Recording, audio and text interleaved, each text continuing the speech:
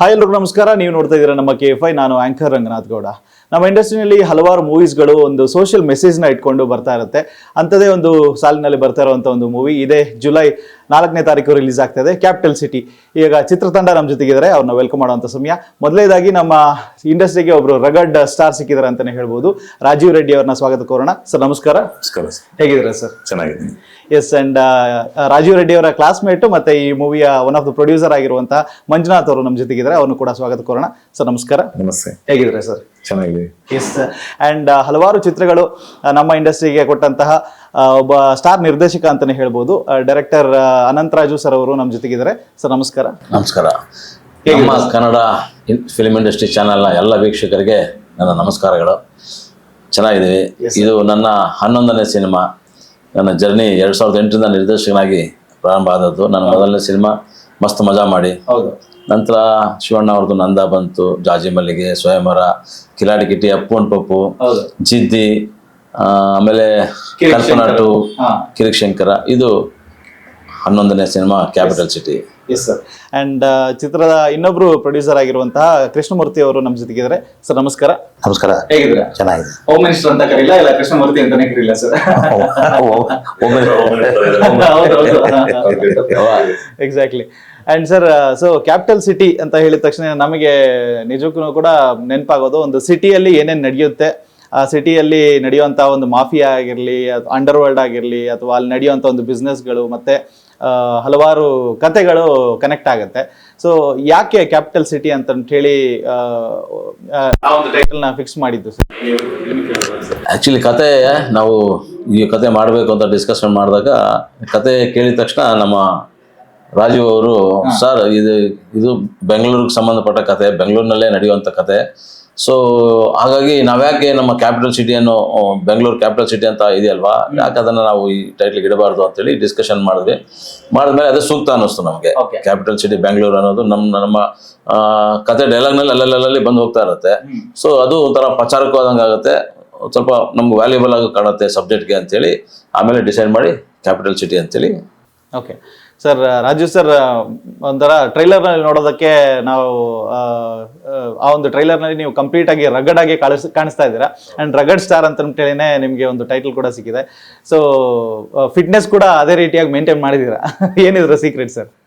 ಅಲ್ಲ, ಒಂದು ಹೀರೋ ಅಂದ್ರೆ ಆ ಒಂದು ಔಟ್ಫಿಟ್ ಇರ್ಲೇಬೇಕಲ್ವ, ಹಾಗಾಗಿ ಕಾನ್ಸಂಟ್ರೇಟ್ ಮಾಡ್ತೀವಿ. ಓಕೆ. ಸೊ ಫೈಟ್ಸ್ ಮತ್ತೆ ಸಾಂಗ್ಸ್, ಅದ್ರ ಜೊತೆಗೆ ಒಂದು ಮಾಸ್ ಡೈಲಾಗ್ಸ್ಗಳು ಬಹಳಷ್ಟು ಇಂಪ್ರೆಸಿವ್ ಆಗಿದೆ. ಸೊ ಅಂದ್ರೆ ಇದು ನಿಮ್ಮ ಒಂದು ಪರ್ಸನಾಲಿಟಿಗೆ ಹೇಳಿ ಮಾಡಿಸಿದಂತ ಒಂದು ಡೈಲಾಗ್ಸ್ಗಳಿದೆ ಸರ್. ಬೇಸಿಕಲಿ ಅವರ ಬರವಣಿಗೆ ಅಷ್ಟು ಚೆನ್ನಾಗಿದೆ. ಮೇಬಿ ನನ್ನ ಪರ್ಸನಲ್ ನೋಡಿದ್ರಲ್ಲ, ಹಂಗಾಗಿ. ಆ್ಯಕ್ಚುಲಿ ಫಸ್ಟ್ ಏನು ಅಂದರೆ ನಮ್ಮ ಈ ನಿರ್ಮಾಪಕರ ತಂಡ ಸಿನಿಮಾ ಮಾಡೋಣ ಅಂತ ಬಂದಾಗ ಸರ್ ಒಂದು ಸಿಂಪಲ್ ಬಡ್ಜೆಟಲ್ಲಿ ಒಂದು ಸಿನಿಮಾ ಮಾಡೋಣ ಸರ್ ಅಂತ ಹೇಳಿದ್ರು. ನಾನು ಇವ್ರನ್ನ ನೋಡಿದ ತಕ್ಷಣ ಫಸ್ಟ್ ಡಿಸೈಡ್ ಮಾಡಿದ್ದೆ, ಇವ್ರನ್ನ ಇಟ್ಕೊಂಡು ಸಿಂಪಲ್ ಆಗಿ ಸಿನಿಮಾ ಮಾಡೋಕ್ಕೆ, ಇದೊಂದು ಸಿಂಪಲ್ ಆಗಿ ಲವ್ ಸ್ಟೋರಿ ಥರದ ಸಿನಿಮಾ ಮಾಡೋತಕ್ಕಂಥ ಸಾಧ್ಯ ಆಗೋದಿಲ್ಲ ಸರ್. ನಿಮ್ಮ ಪರ್ಸನಾಲಿಟಿಗೆ ಏನಿದ್ರು ಯಾವುದೋ ಒಂದು ರಗಡ್ ಆಗಿ ಒಂದು ಮಾಸ್ ಎಲಿಮೆಂಟ್ ಇರೋಂಥ ಸಬ್ಜೆಕ್ಟನ್ನು ಆಯ್ಕೆ ಮಾಡ್ಕೊಂಡ್ರೆ ಬೆಟರ್ ಅನ್ಸುತ್ತೆ. ಯಾಕಂದ್ರೆ ನಿಮ್ಮ ಆಲ್ರೆಡಿ ಕಟ್ಔಟ್, ನಿಮ್ಮನ್ನ ಇಟ್ಕೊಂಡು ನಾವು ಮರ ಸುಸೋದಕ್ಕೆಲ್ಲ ಬಹಳ ಕಷ್ಟ ಆಗುತ್ತೆ. ಸೊ ಯಾಕೆ ಈ ಥರದ ಸಬ್ಜೆಕ್ಟ್ ಮಾಡಬಾರ್ದು ಅಂತೇಳಿ ನಾನು ಡಿಸ್ಕಷನ್ ಮಾಡಿದಾಗ ಅವರು ಆಯ್ತು ಸರ್ ನಾವು ಡಿಸ್ಕಷನ್ ಮಾಡಿ ಹೇಳ್ತೀವಿ ಅಂದರು. ಆಮೇಲೆ ಅವರೆಲ್ಲ ಒಮ್ಮತದಿಂದ ಒಪ್ಕೊಂಡ್ರು ಮಾಡೋಣ ಸರ್ ಹಾಗೆ ಅಂತ. ಸಬ್ಜೆಕ್ಟ್ ಅಂತ ಬಂದಾಗ ನನ್ನ ಹತ್ರ ಆಲ್ರೆಡಿ ಒಂದು ಸಬ್ಜೆಕ್ಟ್ ಇದು ನಾನು ಆಕ್ಚುಲಿ ಶಿವಣ್ಣ ಅವ್ರಿಗೆ ಅಂತ ಹೇಳಿ ಮಾಡಿಟ್ಟಿದ್ದೆ ಸಬ್ಜೆಕ್ಟು. ಶಿವಣ್ಣ ಅವ್ರಿಗೂ ಸಹ ಹೇಳಿದೆ ಸಬ್ಜೆಕ್ಟನ್ನು. ಆ ಸಂದರ್ಭದಲ್ಲಿ ಅದು ಆಗಿರಲಿಲ್ಲ, ಯಾವುದೋ ಕಾರಣಾಂತರಗಳಿಂದ ನಮ್ಗೆ ಅದು ಆಗಿರಲಿಲ್ಲ. ಸೊ ಹಾಗಾಗಿ ಈ ಸಬ್ಜೆಕ್ಟ್ ಇನ್ನೂ ಹಾಗೇ ಇತ್ತು. ಯಾಕೆ ಈ ಸಬ್ಜೆಕ್ಟನ್ನು ನಾವು ರಾಜೀವ್ ಅವ್ರಿಗೆ ಮಾಡಬಾರ್ದು ಅಂತ ಅನ್ನಿಸ್ದಾಗ ಆ ಸಬ್ಜೆಕ್ಟನ್ನು ಅವ್ರಿಗೆ ಹೇಳಿದೆ, ನೋಡಿ ಈ ಥರದ ಒಂದು ಸಬ್ಜೆಕ್ಟ್ ಇದೆ, ಬಟ್ ಬಡ್ಜೆಟ್ ಆಗುತ್ತೆ, ನೀವು ಬಡ್ಜೆಟನ್ನು ಪ್ರೊವೈಡ್ ಮಾಡ್ತೀನಿ ಅನ್ನೋದಾದ್ರೆ ನಾನು ಈ ಸಬ್ಜೆಕ್ಟ್ ಹೇಳ್ತೀನಿ ಅಂತ ಅಂದೆ. ಆಮೇಲೆ ಅವರೆಲ್ಲ ಆಯಿತು ಸರ್, ಖಂಡಿತ ನೀವು ಕತೆಗೆ ಏನು ಕೇಳ್ತೀರೋ ಅದೆಲ್ಲ ನಾವು ಕೊಡೋಕೆ ರೆಡಿ ಇದ್ದೀವಿ, ನೀವು ಸಬ್ಜೆಕ್ಟ್ ಹೇಳಿ ಅಂತ ಅಂದರು. ಸಬ್ಜೆಕ್ಟ್ ಹೇಳಿದ್ಮೇಲೆ ಅದೇ ಫಿಕ್ಸ್ ಆಯಿತು. ಅಲ್ಲಿಂದ ಕ್ಯಾಪಿಟಲ್ ಸಿಟಿ ಸ್ಟಾರ್ಟ್ ಆಯಿತು. ಶಿವಣ್ಣ ಅವ್ರಿಗೆ ಹೋಗ್ಬೇಕಾಗಿದ್ದ ಮೂವಿ ಆಕ್ಚುಲಿ ನಿಮಗೆ ಬಂದಿದೆ. ಸೊ ಒಂಥರ ದೊಡ್ಡ ಮನೆಯಿಂದ ನಿಮಗೆ ಬಂದಂತಹ ಒಂದು ಮೂವಿ ತರ ಇದೆ. ಅಂಡ್ ಸರ್, ಇನ್ಫೈನೈಟ್ ಕ್ರಿಯೇಷನ್ಸ್ ಅಂತ ಹೇಳಿದ ತಕ್ಷಣ ಆ ಒಂದು ಪ್ರೊಡಕ್ಷನ್ ಹೇಗೆ ಶುರುವಾಯಿತು? ಮತ್ತೆ ನೀವು ಹೇಳಿರೋ ಪ್ರಕಾರ, ನನಗೆ ಗೊತ್ತಿರೋ ಪ್ರಕಾರ ಸುಮಾರು ಜನ ಪ್ರೊಡ್ಯೂಸರ್ಸ್ಗಳಿದ್ದಾರೆ, ಅದರಲ್ಲಿ ನೀವು ಕೂಡ ಒಬ್ರು ಅಂತ ಹೇಳಿ ಹೇಳಿದ್ರಿ. ಹೌದು. ಮೊಟ್ಟ ಮೊದಲನೇದಾಗಿ ನಾವು ಎಲ್ಲ ಒಂದು ಸಮಾನ ಮನಸ್ಕರ ಸ್ನೇಹಿತರ ಗುಂಪು, ಸುಮಾರು ಒಂದು 20-25 ಜನ ಇರಬಹುದು. ಎಲ್ಲರೂ ಸೇರಿ ನಮ್ಮ ರಗಡ್ ಸ್ಟಾರ್ ರಾಜೀವ್ ರೆಡ್ಡಿ ಅವರನ್ನ ನಾಯಕರಾಗಿ ಬಿಂಬಿಸ್ಬೇಕು. ಹಾಗೆ ನಾವ್ ಯಾಕೆ ಒಂದು ಚಲನಚಿತ್ರವನ್ನ, ಕನ್ನಡ ಚಲನಚಿತ್ರವನ್ನ ಮಾಡಬಾರ್ದು ಅಂತ ಒಂದು ಥಾಟ್ ಪ್ರೋಸೆಸ್ ಬಂದಾಗ ನಮ್ಮ ನಿರ್ದೇಶಕರ ಅನಂತರಾಜು ಅವ್ರ ಜೊತೆ ಕೂತು ಮಾತಾಡಿದಾಗ ಆ ಕಥೆಗೆ ತುಂಬಾ ಪರ್ಫೆಕ್ಟ್ ಆಗಿ ನಮ್ಮ ರಾಜೀವ್ ಅವರು ಹೀರೋ ಆಗಿ ಸೂಟ್ ಆಗ್ತಿದ್ರು. ಈಗ ಅದ್ರ ಜೊತೆಗೆ ಕ್ಯಾಪಿಟಲ್ ಸಿಟಿ ಅನ್ನೋ ಒಂದು ಹೆಸರಿಟ್ಟಾಗ ಆ ಹೆಸರಿಗೆ ತಕ್ಕಂತೆ ನಾವು ಆರ್ಟಿಸ್ಟ್ಗಳನ್ನ ಇಟ್ಕೊಳ್ಬೇಕಾಗಿತ್ತು. ಅಂದ್ರೆ ಆರ್ಟಿಸ್ಟ್ಗಳನ್ನ ಸಿನಿಮಾಗೆ ನಾವು ಸೆಲೆಕ್ಟ್ ಮಾಡ್ಬೇಕಾಗಿತ್ತು. ಆ ಒಂದು ಪ್ರೋಸೆಸ್ ಅಲ್ಲಿ ನಮ್ ನಿರ್ಮಾಪಕ ಇವರು ಅನಂತರಾಜು ಅವರು ಸಜೆಸ್ಟ್ ಮಾಡಿದಾಗೆ ನಮ್ಮ ಸಿನಿಮಾದಲ್ಲಿ ಸುಮನ್ ಅವರು, ತೆಲುಗು ಸುಮನ್ ಅವರಾಗಿರ್ಬಹುದು, ರವಿಶಂಕರ್ ಅವರಾಗಿರ್ಬೋದು, ಹಾಗೆ ಲೋಹಿತ್ ಅಶ್ವಾ ಅವರಾಗಿರ್ಬೋದು, ಹೀಗೆ ಸುಮಾರು ಜನ ಹೆಸರುಗಳು ತಳಕ ಹಾಕೊಂಡು ನಮ್ಮ ಅದೃಷ್ಟನೇನೋ ಅವರೆಲ್ಲ ಕಾಲ್ ಶೀಟ್ಗೆ ಒಪ್ಕೊಂಡು ಸಿನಿಮಾಗೆ ಒಪ್ಕೊಂಡ್ರು. ಆಮೇಲೆ ನಾನು ಮೊದಲೇ ಹೇಳಿದಾಗೆ ಇನ್ಫಿನಿಟಿ ಕ್ರಿಯೇಷನ್ಸ್ ನಮ್ಮ ನಿರ್ಮಾಣ ಸಂಸ್ಥೆ ಏನಿದೆ, ಈ ಸಿನಿಮಾ ಸಂಸ್ಥೆಯಲ್ಲಿ ಇರ್ತಕ್ಕಂಥ ಎಲ್ಲ ಪ್ರೊಡ್ಯೂಸರ್ಸು, 25 ಜನ ಪ್ರೊಡ್ಯೂಸರ್ಸು ಸಹ ಒಂದೇ ವಾಯ್ಸ್ ಆಗಿ ಎಲ್ಲರೂ ಸಹ ಕಥೆನ ಒಪ್ಕೊಂಡ್ರು, ನಿರ್ಮಾಣಕ್ಕೆ ಬೇಕಾಗಿರ್ತಕ್ಕಂಥ ಬಜೆಟ್ನ ಒಪ್ಕೊಂಡ್ರು. ಸೊ ಮತ್ತೆ ನಮ್ಮ ನಿರ್ದೇಶಕರಿಗೆ ಏನೆಲ್ಲ ಬೇಕಾಗಿದೆ ಈ ಸಿನಿಮಾಗೆ, ಒಂದು ಸಿನಿಮಾ ಪ್ರೊಡಕ್ಷನ್ ಮಾಡ್ಲಿಕ್ಕೆ ಏನೆಲ್ಲ ಬೇಕಾಗಿದೆ, ಲೊಕೇಶನ್ಸ್ ಆಗಿರ್ಬೋದು ಅಥವಾ ಅದಕ್ಕೆ ಬೇಕಾಗಿರ್ತಕ್ಕಂಥ ಎಲ್ಲ ಟೆಕ್ನಿಕಲ್ ಟೀಮ್ ಆಗಿರ್ಬಹುದು, ಇದನ್ನೆಲ್ಲ ನಾವು ಒದಗಿಸ್ಕೊಟ್ವಿ. ನಮಗೂ ಎಲ್ಲೋ ಒಂದ್ ಕಡೆ ಒಂದು ಕಾನ್ಫಿಡೆನ್ಸ್ ಇತ್ತು. ಕತೆ ಕೇಳಿದಾಗ ಆ ಟೈಟಲ್ ಕ್ಯಾಪಿಟಲ್ ಸಿಟಿ ಕರ್ಮ ಹ್ಯಾಸ್ ನೋ ಡೆಡ್ಲೈನ್ ಅನ್ನೋ ಒಂದು ಇದಕ್ಕೆ ತುಂಬಾ ಚೆನ್ನಾಗಿ ಸೂಟ್ ಆಗುತ್ತೆ ಅಂತ ಹೇಳ್ಬಿಟ್ಟು ನಾವೆಲ್ಲ ಸ್ನೇಹಿತರು ಸೇರಿ ಇನ್ಫಿನಿಟಿ ಕ್ರಿಯೇಷನ್ಸ್ ಮುಖಾಂತರ ಈ ಒಂದು ಕನ್ನಡ ಚಲನಚಿತ್ರವನ್ನ ತೆರೆಗೆ ತರಬೇಕು, ಕನ್ನಡ ಭಾಷೆಯನ್ನ ಉಳಿಸ್ಬೇಕು, ಬೆಳೆಸ್ಬೇಕು. ನಮ್ಮ ಕನ್ನಡ ಚಲನಚಿತ್ರಗಳು ಸಹ ರಾಜ್ಯಾದ್ಯಂತ ಅಲ್ಲದೆ ಇಡೀ ದೇಶಾದ್ಯಂತ ಹಾಗೂ ಅಂತಾರಾಷ್ಟ್ರೀಯ ಮಟ್ಟದಲ್ಲಿ ನಮ್ಮ ಕನ್ನಡ ಸಿನಿಮಾವನ್ನ ಬೆಳೆಸ್ಬೇಕು ಅನ್ನೋ ಒಂದು ಒಳ್ಳೆ ಉದ್ದೇಶ ಇಟ್ಕೊಂಡು ನಾವು ಈ ಕ್ಯಾಪಿಟಲ್ ಸಿಟಿನ ನಿರ್ಮಾಣ ಮಾಡಿದ್ದೀವಿ. ಓಕೆ. ಅಂಡ್ ಸರ್, ನೀವು ಕೂಡ ಒಂದು ಪಾರ್ಟ್ ಆಗಿರೋದ್ರಿಂದ, ಅಂದರೆ ಪ್ರೊಡಕ್ಷನ್ನಲ್ಲಿ ಬೇಸಿಕಲಿ ಒಂದು ಮೂವಿನ ಪ್ರೊಡ್ಯೂಸ್ ಮಾಡಬೇಕು ಅಂತ ಹೇಳಿದ್ರೆ ಬಹಳಷ್ಟು ಕಷ್ಟಗಳು ಬರ್ತಾ ಇರುತ್ತೆ. ಆ್ಯಂಡ್ ಅದರಲ್ಲೂ ಕೂಡ ರಿಲೀಸ್ಗೆ ಬರೋ ಅಷ್ಟರಲ್ಲಿ ಕೆಲವೊಂದು ಡಿಸ್ಪ್ಯೂಟ್ಸ್ಗಳನ್ನು ಕೂಡ ತುಂಬಾ ಆಗಿರುತ್ತೆ. ಬಟ್ ಆದರೆ ನೀವು ಅಷ್ಟು ಚೆನ್ನಾಗಿ ಮ್ಯಾನೇಜ್ ಮಾಡಿಕೊಂಡು ಈ ಒಂದು ರಿಲೀಸ್ ಟೈಮ್ವರೆಗೂ ಕೂಡ ತಗೊಂಡ್ಬಂದಿರ. ಫೇಸ್ ಮಾಡಿದಂಥ ಚಾಲೆಂಜಸ್ಗಳು ಹೇಗಿತ್ತು ಸರ್ ನಿಮಗೆ? ಸರ್, ನನಗೆ ಈ ಬೇಸಿಕಲಿ ಈ ಮೂವಿ ಮಾಡಬೇಕಾದ್ರೆ ಕೋವಿಡ್ಡು ಟೈಮು ಸ್ವಲ್ಪ ಈ ಥರದ ಥ್ರೆಟ್ಸ್ ಬಂತು.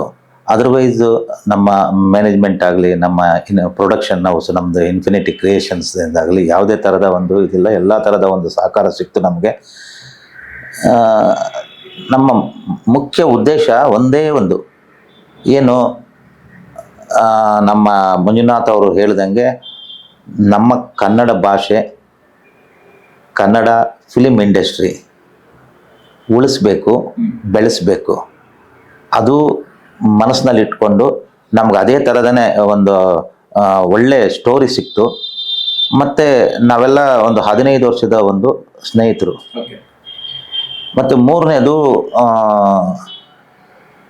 ಕನ್ನಡದ ವೀಕ್ಷಕರು ಇಂಥ ಒಂದು ಉತ್ಸಾಹಿಗಳಿಗೆ ಪ್ರೋತ್ಸಾಹದಿಂದ ನೀವೆಲ್ಲರೂ ನಮ್ಮ ಪಿಕ್ಚರ್ ಥಿಯೇಟರ್ಗಳಿಗೆ ಬಂದು ಆಶೀರ್ವಾದ ಮಾಡಿ ಅಂತ ಹೇಳ್ಬಿಟ್ಟು ಈ ಚಾನಲ್ ಮೂಲಕ ನಾನು ಇನ್ಫಿನಿಟಿ ಕ್ರಿಯೇಷನ್ ಪರವಾಗಿ ಅವ್ರನ್ನ ಕೇಳ್ಕೊಳ್ತಾ ಇದ್ದೀನಿ. ಆ್ಯಂಡ್ ಸರ್, ಮೂವಿನಲ್ಲಿ ನಾವು ಅಂದರೆ ಟ್ರೈಲರ್ನ ನೋಡ್ತಿರುವಾಗ ನಮಗೆ ಗೊತ್ತಾಗೋದು ಇದರಲ್ಲಿ ಅಂಡರ್ವರ್ಲ್ಡ್ ಬಗ್ಗೆ ಕೆಲವೊಂದು ಹಿಂಟ್ಸ್ಗಳನ್ನ ಕೊಟ್ಟಿದ್ದೀರಾ, ಮತ್ತು ಒಂದು ಮಾಫಿಯಾ ಬಗ್ಗೆ ಇರುತ್ತೆ. ಆ್ಯಂಡ್ ನೀವು ಇನ್ಸ್ಪೆಕ್ಟರ್ ವೇಷದಲ್ಲೂ ಕೂಡ ಬರ್ತೀರಾ. ಸಾಂಗ್ಲಿಯಾನ ಅವರ ಒಂದು ಹೋಲಿಕೆಗೂ ಕೂಡ ಅಲ್ಲಿ ಒಂದು ಡೈಲಾಗ್ ಬರುತ್ತೆ. ಸೊ ಇದೆಲ್ಲದನ್ನು ಕೂಡ ಇದೆ. ಆ್ಯಂಡ್ ಎಲ್ಲೋ ಒಂದು ಕಡೆ ಆಗಿನ ಕಾಲದ ಡಾನ್ಗಳದ ಹೆಸರುಗಳನ್ನು ಕೂಡ ಬರುತ್ತೆ. ಸೊ ಯಾವ ರೀತಿಯಾಗಿ ಕತೆ ಇದರಲ್ಲಿ ಕ್ಯಾರಿ ಆಗುತ್ತೆ ಎಂಡ್ವರ್ಗು, ಆ್ಯಂಡ್ ಯಾವ ರೀತಿಯಾದಂಥ ಒಂದು ಕಂಪ್ಲೀಟ್ ಕಮರ್ಷಿಯಲ್ ಎಲಿಮೆಂಟ್ಸ್ಗಳನ್ನು ಎಕ್ಸ್ಪೆಕ್ಟ್ ಮಾಡ್ಬೋದು ನಾವು ಇದರಲ್ಲಿ? ಸಂದರ್ಭಕ್ಕೆ ಅನುಗುಣವಾಗಿ ಇರೋದು ಗೆಟಪ್ಸು ಅಲ್ಲಿ ಅವಶ್ಯಕ ಅನಿಸುತ್ತೆ. ಹಾಗಾಗಿ ಆ ವೇನಲ್ಲಿ ಈ ವಿಲ್ ಪರ್ಫಾರ್ಮ್. ಆ್ಯಂಡ್ ಸರ್ ನೀವು ಹಲವಾರು ಘಟಾನುಘಟಿ ನಾಯಕರ ಜೊತೆಗೆ ಕೆಲಸ ಮಾಡಿರುವಂಥವ್ರು, ನಾಯಕ ನಟರು ಎಲ್ಲರನ್ನು ಕೂಡ ನಿಮ್ಮ ಒಂದು ಕಾಲ್ ಶೀಟ್ ಕೊಟ್ಟು ಆವಾಗಿನ ಕಾಲದಲ್ಲಿ ನಿಮ್ಮ ಜೊತೆ ಕೆಲಸ ಮಾಡಿ, ಅಂದರೆ ಸುದೀಪ್ ಸರಿಂದ ಹಿಡಿದು ಶಿವಣ್ಣ ಅವರಿಂದ ಹಿಡಿದು ವಿಜಯ ರಾಘವೇಂದ್ರ ಅವರು, ಉಪೇಂದ್ರ ಸರ್ ಅವರು, ಡೈರೆಕ್ಟರ್ನೇ ಡೈರೆಕ್ಟ್ ಮಾಡಿದಂಥ ಡೈರೆಕ್ಟರ್ ನೀವು. ಸೊ ಬೇಸಿಕಲಿ ಒಂದು ಹೊಸ ತಂಡನ ಕಟ್ಬಿಟ್ಟು ಮತ್ತೆ ಮೂವೀಸ್ಗಳನ್ನು ಈ ಒಂದು ಟೈಮ್ನಲ್ಲಿ ರಿಲೀಸ್ ಮಾಡೋದಕ್ಕೆ ರೆಡಿ ಮಾಡಿಸುವಂಥದ್ದು, ಅವಾಗಿನ ಕಾಲಕ್ಕೂ ಈಗಿನ ಕಾಲಕ್ಕೂ ಒಂದು ಸ್ವಲ್ಪ ಡಿಫ್ರೆನ್ಸಸ್ಗಳನ್ನ ಹೇಳ್ತೀರಾ ಅಂತ ಹೇಳಿದ್ರೆ ಯಾವ ರೀತಿಯಾದಂಥ ಡಿಫ್ರೆನ್ಸಸ್? ಖಂಡಿತ ತುಂಬಾನೇ ಲಾಟ್ ಆಫ್ ಡಿಫ್ರೆನ್ಸ್ ಇದೆ. ಯಾಕೆ ಅಂತಂದ್ರೆ ಆಗ ಇದ್ದಿದ್ದು ರೀಲ್ಸು, ನೆಗೆಟಿವ್ಸು, ಆ ಪ್ರೋಸೆಸ್ ಇತ್ತು ನಮ್ಮ ಸಿನಿಮಾ ಮೇಕಿಂಗ್ ಅದೆಲ್ಲ. ಈಗ ಡಿಜಿಟಲ್ ಆಗ್ಬಿಟ್ಟಿದೆ. ಈ ಡಿಜಿಟಲ್ ಮೀಡಿಯಾ ಅನ್ನೋದು ಬಂದು ಏನಾಗಿದೆ, ಪ್ರತಿಯೊಬ್ಬರ ಕೈಗೂ ಸಿಕ್ಬಿಟ್ಟಿದೆ ಅದು. ನನ್ನ ಹತ್ರ ಒಂದು 10 ಲಕ್ಷ ದುಡ್ಡಿದೆ ಅಂತಂದ್ರೆ ನಾನು ಒಬ್ಬ ನಿರ್ಮಾಪಕ ಆಗ್ಬೋದು, ನಾನು ಒಬ್ಬ ನಿರ್ದೇಶಕ ಆಗ್ಬೋದು, ನಾನೇ ನಾಯಕ ನಟ ಆಗ್ಬೋದು ಅನ್ನೋ ಮಟ್ಟಕ್ಕೆ ಈ ಡಿಜಿಟಲ್ ಮೀಡಿಯಾ ತಲುಪಿಬಿಟ್ಟಿದೆ. ಇದು ಒಳ್ಳೇದೋ ಕೆಟ್ಟದೋ ಅದು ಅಲ್ಲಿ ಜನ ನಿರ್ಧಾರ ಮಾಡ್ತಿದ್ದಾರೆ ಈಗಲೇ. ಯಾಕೆ ಅಂತಂದ್ರೆ ಆ ಥರದ್ದು ಸಿನಿಮಾಗಳು ಸಾಕಷ್ಟು. ನಮ್ದು ಸಿನಿಮಾ ವರ್ಷಕ್ಕೆ 100ರಿಂದ 110, 120 ದಾಟ್ತಾ ಇರಲಿಲ್ಲ. ಈಗ ಅದು 200 ದಾಟ್ಬಿಟ್ಟಿದೆ. ಸೊ ಈ ಒಂದು ಏನ್ ಹೇಳ್ತಾರೆ ಅದಕ್ಕೆ ಅಂದ್ರೆ, ಈ ಸುನಾಮಿ ಅದು ಒಳ್ಳೇದಕ್ಕೋ ಕೆಟ್ಟದಕ್ಕೋ ಅನ್ನೋದು ತುಂಬಾನೇ ಕನ್ಫ್ಯೂಷನ್ ಅಲ್ಲಿದೆ. ಸಾಕಷ್ಟು ಸಿನಿಮಾಗಳು ಶೋ ಮೇಲೆ ಶೋ ಸಿಗ್ತಾ ಇಲ್ಲ. ಸೊ ಇದೇನಾಗ್ತದೆ, ಕನ್ನಡ ಚಿತ್ರರಂಗಕ್ಕೆ ದೊಡ್ಡ ಹೊಡೆತ ಆಗ್ತಾ ಇದೆ. ಸೊ ಯಾವ ಸಿನಿಮಾನು ಜನ ಜಡ್ಜ್ ಮಾಡೋಕೆ ಆಗ್ತಿಲ್ಲ. ಒಂದು ಒಳ್ಳೆ ಸಿನಿಮಾ ಈ ಥರದ ಒಂದು 4-5 ಸಿನಿಮಾಗಳ ಮಧ್ಯದಲ್ಲಿ ಬಂದಾಗ ಆ ಸಿನಿಮಾನು ಕೂಡ ಜನ ಇದು ಅದೇ ಥರ ಇರ್ಬೋದು ಅಂತೇಳಿ ಮಿಸ್ ಮಾಡ್ತಾ ಇದ್ದಾರೆ. ಹಾಗಾಗಿ ಒಂದು ಒಳ್ಳೆ ಸಿನಿಮಾನು ಜನತೆಗೆ ತಲುಪೋದು ಆಗ್ತಾ ಇಲ್ಲ. ಸೊ ಈ ಥರದ್ದೆಲ್ಲ ಒಂದು ಕೆಟ್ಟ ವಾತಾವರಣ ಈಗ ಇರೋದ್ರಿಂದ ಸೊ ಏನು ಮಾಡಬೇಕು ಅನ್ನೋದು ಎಲ್ರಿಗೂ ಒಂದು ದೊಡ್ಡ ಕ್ವಶನ್ ಆಗಿಬಿಟ್ಟಿದೆ. ಆ ಪ್ರಶ್ನೆಗೆ ಆನ್ಸರ್ ಅನ್ನೋದು ಸಿಗ್ತಾ ಇಲ್ಲ. ಅದು ತಾನಾಗಿ ಕಡಿಮೆ ಆಗಬೇಕು, ಇದೆಲ್ಲ ನಿಲ್ಲೋದಿಲ್ಲ, ಇದೆಲ್ಲ ಸಾಧ್ಯ ಇಲ್ಲ ಅಂತ ಅವ್ರು ಅರ್ಥ ಮಾಡಿಕೊಂಡು ಆ ಥರದ ಒಂದು ಇದನ್ನ ಕೈ ಬಿಟ್ಟಾಗ ಮಾತ್ರ ಮತ್ತೆ ಕನ್ನಡ ಚಿತ್ರರಂಗಕ್ಕೆ ಒಂದು ಒಳ್ಳೆಯ ಉಜ್ವಲವಾದ ಭವಿಷ್ಯ ಖಂಡಿತ ಇದೆ. ಇದು ಸಿನಿಮಾ ಮೀಡಿಯಾ ಅನ್ನೋದು ಎಂಟರ್ಟೈನ್ಮೆಂಟ್ ಮೀಡಿಯಾ, ಇದು ಯಾವತ್ತೂ ಯಾರನ್ನೂ ಕೈ ಬಿಡೋಕೆ ಸಾಧ್ಯನೇ ಇಲ್ಲ. ಇದಿಲ್ಲ ಅಂತಂದ್ರೆ ಮನುಷ್ಯನಿಗೆ ಲೈಫಲ್ಲಿ ಚೈತನ್ಯನೇ ಇಲ್ಲ. ನೀವು ಬೆಳಗ್ಗೆ ಎದ್ದ ತಕ್ಷಣ ಮೊಬೈಲ್ ಯಾಕೆ ನೋಡ್ತೀರಾ, ಆನ್ ಮಾಡಿ ಏನು ನೋಡ್ತೀರಾ? ಅದರಲ್ಲಿ ಇದೇ ಎಂಟರ್ಟೈನ್ಮೆಂಟ್ನೇ, ಸಿನಿಮಾ ಇದೇ ನೋಡ್ತೀವಿ. ಹಾಗಾಗಿ ಇಷ್ಟು ನಾವು ಅಡಿಕ್ಟ್ ಆಗಿಬಿಟ್ಟಿದ್ದೀವಿ. ಸೊ ಇದಿಲ್ಲ ಅಂತಂದ್ರೆ, ಎಂಟರ್ಟೈನ್ಮೆಂಟ್ ಇಲ್ಲ ಅಂತಂದ್ರೆ ನಮಗೆ ಲೈಫ್ ಲೀಡ್ ಮಾಡೋದು ತುಂಬ ಕಷ್ಟ. ಹಾಗಾಗಿ ಈ ಎಂಟರ್ಟೈನ್ಮೆಂಟ್ ಮೀಡಿಯಾಗೆ ಯಾವತ್ತೂ ಸಾವಿಲ್ಲ.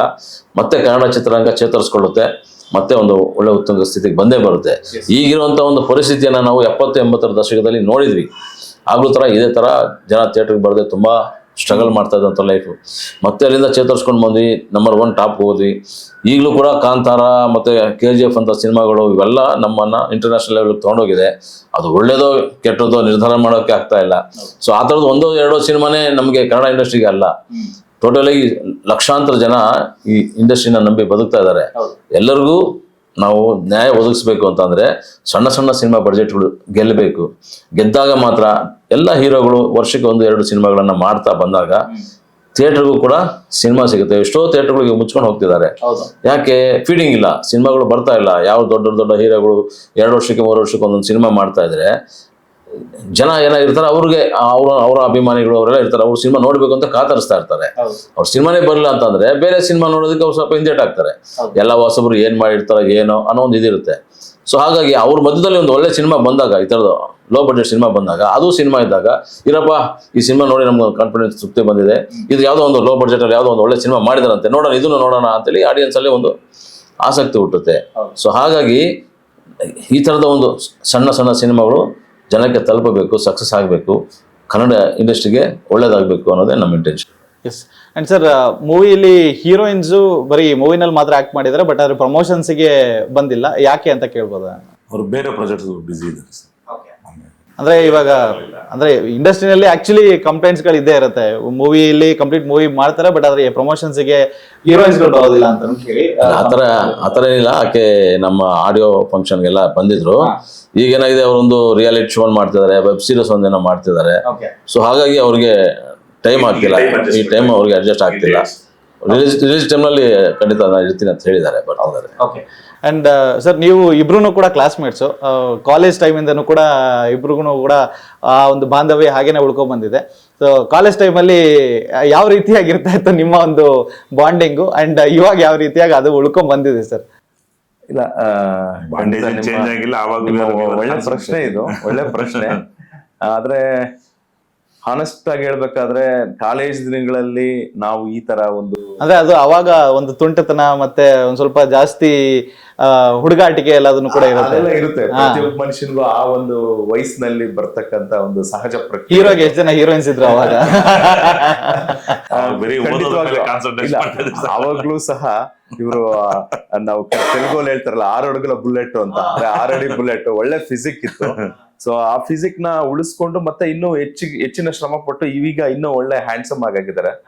ಸೊ ಆಗ್ಲೂ ಸಹ ಒಂದು ಫ್ರೆಂಡ್ಶಿಪ್ ಅಲ್ಲಿ ಒಂದು ಒಳ್ಳೆ ಟೀಮೇ ಇತ್ತು ಖಂಡಿತವಾಗಿಯೂ. ಅದ್ರ ನಂತರ ಸಹ ಕಾಲೇಜ್ ದಿನಗಳಲ್ಲಿ ನಾವು ಖಂಡಿತವಾಗಿ ಇಂಡಸ್ಟ್ರಿಗೆ ಬರ್ತೀವಿ, ಇಷ್ಟೆಲ್ಲ ಕೆಲಸ ಮಾಡ್ತೀವಿ, ಅಥವಾ ನಮ್ದೇ ಆದಂತ ಒಂದು ಸ್ವಂತ ಬಿಸ್ನೆಸ್ ನ ಕಟ್ಕೊಳ್ತೀವಿ ಅನ್ನೋ ಒಂದು ಅಷ್ಟೊಂದು ಐಡಿಯಾ ಇರ್ಲಿಲ್ಲ. ನಾವು ನಮ್ಮ ಎಜುಕೇಶನ್ ಮುಗಿಸ್ಕೊಂಡ್ ಬಂದ್ವಿ, ನಮ್ದೇ ಆದಂತ ಸರ್ವಿಸ್ ಸೆಕ್ಟರ್ ಸ್ಟಾರ್ಟ್ ಮಾಡಿದ್ವಿ, ಕಂಪ್ನಿಗಳಲ್ಲಿ ಕೆಲಸ ಮಾಡಿದ್ವಿ. ಮತ್ತೆ ನಾವ್ ಯಾಕೆ ಒಂದು ಸ್ವಂತ ಉದ್ಯಮ ಪ್ರಾರಂಭ ಮಾಡಬಾರ್ದು ಅನ್ನೋ ಒಂದು ಥಾಟ್ ಪ್ರೋಸೆಸ್ ಬಂದಾಗ ನಮ್ದೇ ಆದಂತ ಸ್ವಂತ ಉದ್ಯಮಗಳನ್ನು ಕಟ್ಕೊಂಡು ನಾವು ಬೇರೆ ಬೇರೆ ಬಿಸ್ನೆಸ್ಗಳಲ್ಲಿ ಸಕ್ರಿಯವಾಗಿ ಪಾಲ್ಗೊಂಡಿದ್ದೇವೆ. ನಮ್ಮ ರಾಜೀವ್ ಅವರು ಸಹ ಅವ್ರದೇ ಆದಂತ ಉದ್ಯಮಗಳನ್ನ ಬೆಳೆಸ್ಕೊಂಡು ಅದರಲ್ಲಿ ಮಾಡ್ತಾ ಇದ್ದಾರೆ.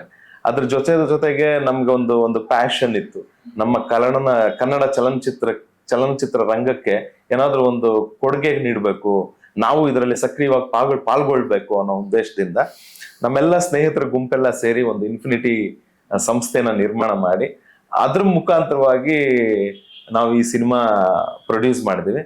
ಅದರ್ವೈಸ್ ನಾವಿಬ್ರು ಒಳ್ಳೆ ಸ್ನೇಹಿತರು, ನಾವಿಬ್ರೇ ಅಂತಲ್ಲ ಸುಮಾರು ಜನ ಒಳ್ಳೆ ಸ್ನೇಹಿತರು. ಆ ಸ್ನೇಹವನ್ನ, ಆ ಸಂಬಂಧವನ್ನ ಹಾಗೆ ಉಳಿಸ್ಕೊಂಡು ಬೆಳೆಸ್ಕೊಂಡು ಹೋಗ್ತಾ ಇದೀವಿ. ಎಸ್.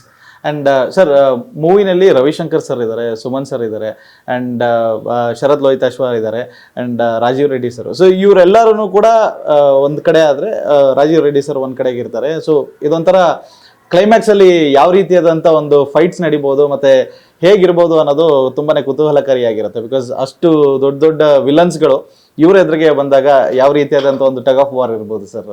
ಖಂಡಿತ ನೀವು ಎಕ್ಸ್ಪೆಕ್ಟ್ ಮಾಡೋ ರೇಂಜಲ್ಲಿ ಎಲ್ಲ ಸಿಗುತ್ತೆ ನಿಮಗೆ. ಇದು ಒಬ್ಬ ಆಲ್ರೆಡಿ ಕಟೌಟನ್ನು ನಾವು ಒಬ್ಬ ನಾಯಕ ನಟನ ಆಯ್ಕೆ ಮಾಡ್ಕೊಂಡಾಗ ಅವ್ರ ಆಪೋಸಿಟ್ ಆಗಿ ಯಾರೋ ಒಬ್ಬ ಮಾಮೂಲಿ ವ್ಯಕ್ತಿಯನ್ನ ನಿಲ್ಸಿದ್ರೆ ಅದು ಬ್ಯಾಲೆನ್ಸ್ ಆಗಲ್ಲ. ಸೊ ತಕ್ಕಡೆ ಸರಿಸಮನಾಗಿ ತೂಗಬೇಕು ಅಂತಂದ್ರೆ ಅದು ತಕ್ಕಾಗಿ ಬ್ಯಾಲೆನ್ಸ್ ಸಿಗಬೇಕು. ಅದಕ್ಕೋಸ್ಕರ ಅವ್ರು ಸೂಟ್ ಆಗೋ ಥರ ಅವ್ರನ್ನ ಆಪೋಸಿಟ್ ಆಗಿ ನಾವು ರವಿಶಂಕರ್ ಸರ್ ಅವ್ರನ್ನ ಆಯ್ಕೆ ಮಾಡ್ಕೊಂಡ್ವಿ. ಅವರು ಕತೆ ಕೇಳಿ ತುಂಬಾ ಇಂಪ್ರೆಸ್ ಆದ್ರು, ತುಂಬಾ ಚೆನ್ನಾಗಿದೆ, ಖಂಡಿತ ಮಾಡ್ತೀನಿ ಅಂತೇಳಿ ನಮಗೆ. ಬಿಕಾಸ್ ತುಂಬಾ ವರ್ಷಗಳಾದ್ಮೇಲೆ ರವಿಶಂಕರ್ ಸರ್ ಅವ್ರನ್ನ ನಾವು ತೆರೆ ಮೇಲೆ ನೋಡ್ತಾ ಇದೀವಿ. ಮಧ್ಯದಲ್ಲಿ ಒಂದ್ ಸ್ವಲ್ಪ ಗ್ಯಾಪ್ ಆಗಿತ್ತು. ಐ ಥಿಂಕ್ ಈ ಒಂದು ಮೂವಿನಲ್ಲಿ ಫುಲ್ ಫ್ಲೆಶ್ಡ್ ವಿಲನ್ ಆಗಿ ಅವ್ರನ್ನ ನೋಡ್ಬೋದು ಅಂತ. ಖಂಡಿತ ನೀವು ಏನು ಕೆಂಪೇಗೌಡ ಸಿನಿಮಾದಲ್ಲಿ ಆರುಮಗ ಕೋಟೆ ಇದು ಒಬ್ಬ ವಿಲನ್ ಅನ್ನ ನೋಡಿದ್ರು, ಅದೇ ರೇಂಜ್ ನಲ್ಲಿ ಈ ನಮ್ಮ ಈ ಕ್ಯಾಪಿಟಲ್ ಸಿಟಿಯಲ್ಲಿ ಕೂಡ ರವಿಶಂಕರ್ ಅವರು ಅಬ್ಬರಿಸಿ ಬಬ್ಬಿರಿಸಿದ್ದಾರೆ. ಅದ್ಭುತವಾಗಿ ಪಾತ್ರವನ್ನು ನಿರ್ವಹಿಸಿದ್ದಾರೆ. ಬಹಳ ಒಳ್ಳೆ ತಾರಾಗಣ ಇದೆ ಈ ಸಿನಿಮಾದಲ್ಲಿ, ಒಳ್ಳೆ ದೊಡ್ಡ ದೊಡ್ಡ ಸೆಲೆಬ್ರಿಟೀಸ್ ಆಕ್ಟ್ ಮಾಡಿದ್ದಾರೆ. ಈ ಸಿನಿಮಾದಲ್ಲಿ ಪ್ರೇಕ್ಷಕರಿಗೆ ಬೇಕಾಗಿರ್ತಕ್ಕಂಥ ಎಲ್ಲ ಅಂಶಗಳನ್ನು ಇಟ್ಟಿದ್ವಿ. ಅದು ಪ್ರೀತಿ ಆಗ್ಬೋದು, ಲವ್ ಆಗ್ಬೋದು, ಅಥವಾ ಸೆಂಟಿಮೆಂಟ್ ಆಗ್ಬೋದು, ಫ್ಯಾಮಿಲಿ ಸೆಂಟಿಮೆಂಟ್ ಆಗ್ಬೋದು, ಒಂದು ಒಳ್ಳೆ ಹಾಡುಗಳಾಗ್ಬೋದು, ಒಳ್ಳೆ ಫೈಟ್ಸ್ ಆಗ್ಬೋದು, ಒಂದು ಒಳ್ಳೆ ಕಥಾಹಂದರ ಅಂತ ಏನಿದೆ ಅದು ತುಂಬಾ ಚೆನ್ನಾಗಿ ಬಂದಿದೆ. ನಮ್ಗಂತೂ ಬಹಳ ಸ್ಯಾಟಿಸ್ಫೈ ಆಗಿದೆ. ಈ ಒಂದು ಕಥೆಯನ್ನ ಕೇಳಿ ಅದು ವಿಜುವಲೈಸ್ ಮಾಡ್ಕೊಂಡು ಸಿನಿಮಾ ನಿರ್ಮಾಣ ಕಂಪ್ಲೀಟ್ ಮಾಡಿ ಸಿನಿಮಾ ನೋಡಿದಾಗ ನಮ್ಗೊಂದು ಬಹಳಷ್ಟು ಒಂದು ಸ್ಯಾಟಿಸ್ಫ್ಯಾಕ್ಷನ್ ಇದೆ. ಕತೆ ತುಂಬಾ ಚೆನ್ನಾಗಿ ಬಂದಿದೆ. ಖಂಡಿತವಾಗಿಯೂ ನಾವು ನಮ್ಮ ಕರ್ನಾಟಕದ ಜನತೆ ಮುಂದೆ ಜುಲೈ 4ನೇ ತಾರೀಕು ಬರ್ತಾ ಇದೀವಿ. ನಮ್ಮ ಕನ್ನಡ ಜನತೆಯ ಒಂದು ಆಶೀರ್ವಾದವನ್ನ ಎಕ್ಸ್ಪೆಕ್ಟ್ ಮಾಡ್ತಾ ಇದೀವಿ. ಕನ್ನಡ ಜನ ಚಿತ್ರಮಂದಿರಗಳಿಗೆ ಬಂದು ಸಿನಿಮಾ ವೀಕ್ಷಣೆ ಮಾಡಿದ್ರೆ ಅದೇ ಒಂದು ನಮ್ಗೆ ಬ್ಲೆಸ್ಸಿಂಗ್ಸು, ಆಶೀರ್ವಾದ. ಸೊ ಈ ನಿಟ್ಟಿನಲ್ಲಿ ನಾವು ಕನ್ನಡದ ಜನತೆ ಆಶೀರ್ವಾದವನ್ನ ಕೇಳ್ತಾ ಇದ್ದೀವಿ. ಎಸ್. ಅಂಡ್ ಸರ್ ನಮ್ಮ ಒಂದು ಬೆಂಗಳೂರಿನ ಕಥೆನ ಬಹಳಷ್ಟು ಜನ ಬೇರೆ ಬೇರೆ ಮೂವೀಸ್ಗಳಲ್ಲಿ ತುಂಬಾನೇ ವಿಭಿನ್ನವಾಗಿ ಹೇಳ್ಕೊಂಡ್ ಬಂದಿದ್ದಾರೆ ಸರ್. ಇವಾಗ ಆ ದಿನಗಳಲ್ಲಿ ಒಂದು ಈ ಅಂಡರ್ ವರ್ಲ್ಡ್ ಹೇಗಿತ್ತು ಅನ್ನೋದನ್ನು ಕೂಡ ಹೇಳಿ ಆ ಒಂದು ಕಥೆಗಳನ್ನು ಕೊಟ್ಟಿದ್ದಾರೆ. ಮತ್ತು ದರ್ಶನ್ ಸರ್ ಅವರ ಮೂವಿನಲ್ಲೂ, ಚಕ್ರವರ್ತಿ ಮೂವಿನಲ್ಲೂ ಕೂಡ ಅದೇ ಒಂದು ಸ್ಟೋರಿ ಕಂಪ್ಲೀಟ್ ಆಗಿ ಇವಾಲ್ವ್ ಆಗಿ ಆ್ಯಂಡ್ ಅಲ್ಲಿಂದ ಒಬ್ರು ಡಾನ್ ಹೇಗೆ ಬೆಳೆದ್ರು ಅನ್ನೋದನ್ನು ಕೂಡ ತೋರಿಸಿದ್ದಾರೆ. ಬಟ್ ಆದರೆ ಈ ಮೂವಿನಲ್ಲಿ ಆ ಒಂದು ಬ್ಯಾಕ್ ಡ್ರಾಪ್ ಇರುತ್ತಾ, ಅಂದರೆ ಅಂಡರ್ ವರ್ಲ್ಡ್ ಬಗ್ಗೆ ಕಂಪ್ಲೀಟ್ ಆಗಿ ಸ್ಟೋರಿ ಕ್ಯಾರಿ ಆಗುತ್ತಾ, ಅಥವಾ ಬೇರೆ ಒಂದು ಅಂಶಗಳನ್ನು ಕೂಡ ನೋಡ್ಬೋದು ಸರ್? ಆ ಸಿನಿಮಾಗಳೆಲ್ಲ ಓವರಾಲ್ ಅದು ರಿಯಲ್ ಬೇಸ್ಡ್ ಸ್ಟೋರಿಗಳು, ರಿಯಲ್ ಆಗಿ ನಡೆದಿರೋ ಇನ್ಸಿಡೆಂಟ್ಗಳನ್ನ ಇಟ್ಕೊಂಡು ಅವರು ಮಾಡಿರುವಂಥ ಸಬ್ಜೆಕ್ಟು. ನಮ್ಮ ಸಬ್ಜೆಕ್ಟ್ನಲ್ಲಿ ಆ ಥರದ್ದು ಯಾವುದೇ ರಿಯಲ್ ಇನ್ಸಿಡೆಂಟ್ಸ್ ಅನ್ನೋದು ಏನಿಲ್ಲ. ಇದು ನಾವೇ ಸೃಷ್ಟಿ ಮಾಡಿರುವಂಥ ಒಂದು ಕತೆ. ಆ ಕಥೆನಲ್ಲಿ ಒಂದು ಅಂಡರ್ ವರ್ಲ್ಡ್ ಬರುತ್ತೆ. ಅಂಡರ್ ವರ್ಲ್ಡ್ನಲ್ಲಿ ಒಂದಷ್ಟು ಡಾನ್ಗಳು ಅವರೆಲ್ಲ ಬರ್ತಾರೆ. ಅವ್ರನ್ನ ರಿಯಲ್ ಹೆಸರುಗಳನ್ನ ಯೂಸ್ ಮಾಡಿದ್ರಲ್ಲ, ಹಾಗಾಗಿ ನಾನು ಅದು ಆ ಹೆಸರುಗಳನ್ನ ಇಟ್ಟದ ಕಾರಣನೇ ನೋಡಿ ಈಗ ನಿಮಗೆ ಬಂದಂಥ ಕ್ಯೂರಿಯಾಸಿಟಿ ಆಡಿಯನ್ಸ್ಗೂ ಬರಬೇಕು ಅನ್ನೋದೊಂದು. ಸೊ ಆಡಿಯನ್ಸ್ ಏನಿದು ಜಯರಾಜ್ ಅವ್ರ ಹೆಸರಿದೆ ಅನ್ನೋದು ಬಂದೇ ಬರುತ್ತೆ. ಆದ್ರೆ ಅವ್ರ ಹೆಸರು ಯಾಕೆ ಇಟ್ಟಿದೀವಿ ಅನ್ನೋದಕ್ಕೂ ಒಂದು ಪರ್ಫೆಕ್ಟ್ ಆದ ರೀಸನ್ ನಿಮ್ ಸಿನಿಮಾದಲ್ಲಿ ನೋಡಿದಾಗ ಸಿಗತ್ತೆ. ಯಾಕೆಂದ್ರೆ ಅವರೆಲ್ಲ ದೊಡ್ಡ ದೊಡ್ಡ ಡಾನ್ಗಳಾಗಿ ಬೆಳೆದವರು ಅವರೆಲ್ಲ. ಸೊ ಹಾಗಾಗಿ ಇದರಲ್ಲೂ ಕೂಡ ನಮ್ಮ ಸುಮನ್ ಅವರು ಒಂದು ಒಳ್ಳೆ ಕ್ಯಾರೆಕ್ಟರ್ನ ಪ್ಲೇ ಮಾಡಿದ್ದಾರೆ. ಆಮೇಲೆ ಶರತ್ ಲೋಹಿತಾಶ್ವರು ಅವರು ಒಂದು ತುಂಬಾ ಒಳ್ಳೆ ಪಾತ್ರ ಇದೆ. ಇದರಲ್ಲಿ ಹೇಳ್ಬೇಕು ಅಂದ್ರೆ ಪಕ್ಕಾ ಪಾಸಿಟಿವ್ ಎನರ್ಜಿ ಇರುವಂತ ಕ್ಯಾರೆಕ್ಟರ್ ನಮ್ಮ ಶರತ್ ಸರ್ದು. ACP ಕ್ಯಾರೆಕ್ಟರ್ ಮಾಡಿದ್ದಾರೆ.